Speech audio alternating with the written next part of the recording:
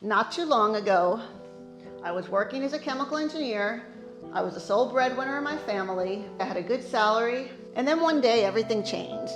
So I want you to imagine that you get in your car to drive to a 2-day sales meeting. It's about a 4-hour drive. So I had planned to have a meeting with my boss that afternoon. And I went into the conference room.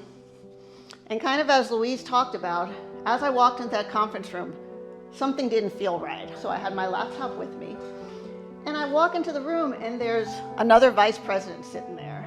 And I'm like, okay, why is this other guy here? He's not supposed to be here. And then I noticed that right in the front, there's a phone sitting on the table. And I hear a voice from the phone and the voice says, "This is Angie in HR. You're being terminated. We'll pay you till the end of the day. Turn in your laptop immediately." And at that point, my heart stopped for a minute.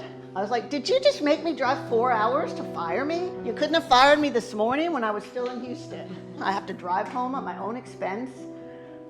And then all of a sudden, a thought popped into my head. And I was like, well, at least I don't have to go to work tomorrow. I actually felt lighter. I felt free. I felt almost joyful. It was like, I don't have to go to work tomorrow. And I just knew in my heart, I don't want to get another job. Another job will be just like the other job. So I decided I'd always wanted to write a book.